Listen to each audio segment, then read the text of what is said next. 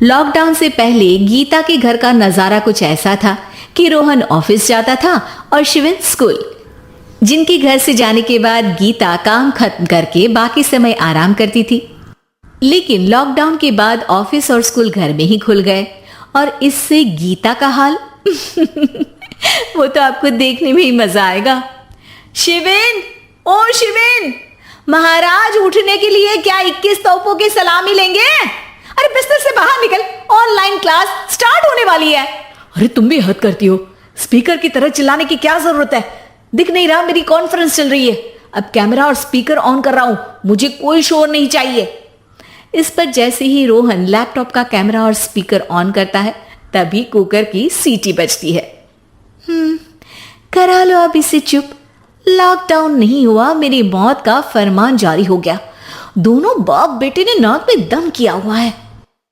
ऐसा बोलकर गीता वहां से शिविन के कमरे में पहुंच जाती है, जहां शिविन अभी भी सो रहा होता है। ओ आलसी, अब अगर 5 मिनट में नहीं उठाना तो आज तेरा गेम और यूट्यूब कैंसिल। मां की बात सुनकर शिविन बिना 1 मिनट गंवाए उठ खड़ा होता है।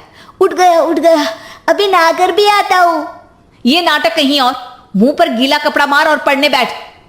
शिविन की ऑनलाइन क्लास स्टार्ट हो जाती है, जिस पर गीता उसे वहां बिठाकर रसोई में चली जाती है। थोड़ी देर में उसे कमरे से कुछ आवाज सुनाई देती है, जिसे सुनकर वो कमरे में वापस आती है। हाय राम, तुझे क्लास अटेंड करने के लिए बोला था, कैमरा ऑफ करके बिस्तर पर नाचने के लिए नहीं बोला था। मम्मी मुझे कुछ समझ नहीं आ रहा, आप बाद में पढ़ा देना ना, वैसे भी अटेंडेंस तो लगी गई है। हाँ बेटा, जरूर बन जा, तू अभी से हम सबका बाप बन जा। अरे नहीं मतलब कहां से लाते हो इतना दिमाग, और पढ़ाई करते हुए ये चला कहां जाता है? नाइस क्वेश्चन, दिमाग से पूछकर बता दूंगा। शिविन की बातों से परेशान होकर गीता उसे मारने के लिए जैसे ही आगे बढ़ती है तभी वो कमरे से बाहर भाग जाता है। अब शिविन आगे आगे और गीता हाथ में चप्पल पकड़े उसके पीछे पीछे पूरे घर में दोनों घूम रहे होते हैं। इसी बीच वो रोहन के पास पहुंच जाता है और शिविन को मारने वाली चप्पल रोहन के लैपटॉप पर जाकर गिरती है। ओए माँ! मम्मी, अब पापा को चप्पल मार रही हो? वो आज तक के रिपोर्टर, चुपचाप जाकर क्लास अटेंड कर ले, नहीं तो अगली तेरे पीछे लगेगी। इस पर शिविन वहां से चला जाता है, जिसके बाद रोहन गीता से कहता है, इस सर्कस के लिए कुछ बोलना चाहोगी? अरे क्या करूं, जब से तुम दोनों घर में रहने लगे हो, घर अपने आप ही सर्कस बन गया है और मैं तुम्हारी नौकर। कभी बेटी को संभालो तो कभी बाप के नखरे उठाओ। इन्हीं सब उथल पुथल में दिन बीतते रहते हैं, जिसमें हर रोज घर के अंदर कुछ नया सियप्पा खड़ा मिलता है, जो ज्यादातर शिविन और रोहन की ऑनलाइन स्कूल और ऑफिस से रिलेटेड ही होता है। एक सुबह, शिविन चल उठ, आज की क्लास जल्दी है। कैमरा ऑफ करके आप अटेंड कर लो।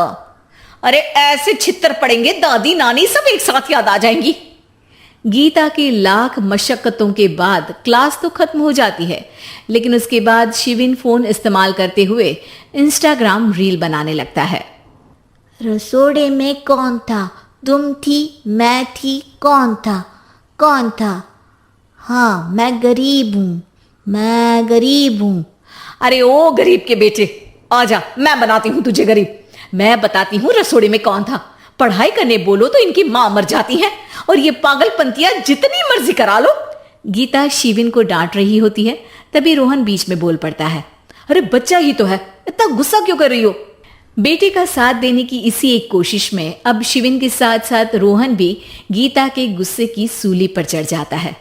अगर बेटे पर इतना ही प्यार आ रहा है तो इसे क्लास अटेंड क्यों नहीं कराते? इसका होमवर्क क्यों नहीं कराते? उस समय तो बहुत जल्दी मीटिंग आ जाती है, वो काम मैं करूं और यहां इस बेफिजुली की चीज में तरफदारी करके बन जाओ महान।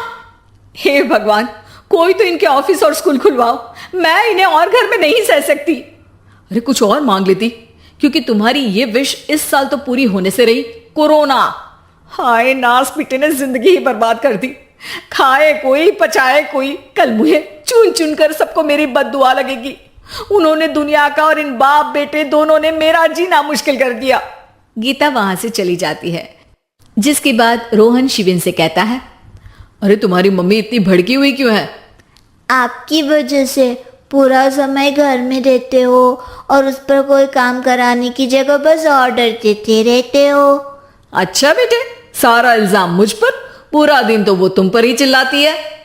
हाँ, मतलब दोनों का 50-50 है, कुछ करना पड़ेगा। वो कहते ना, make the best out of worst. I have an idea. वैसे तुम्हारी माँ सही कहती है, बहुत जुबान चलाने लगे हो, कम बोला करो। अगली सुबह रोहन और शिविन अपनी गलती को सुधारने के लिए गीता के उठने से पहले घर का आधा काम खत्म कर देते हैं, जिसे देखकर गीता खुश हो जाती है और फिर बाकी बचा काम वो तीनों मिलकर पूरा कर लेते हैं। जिसके बाद अब वो सब मिल बांट कर हर काम में एक दूसरे की मदद करते हुए लॉकडाउन का मजा लेने लगते हैं।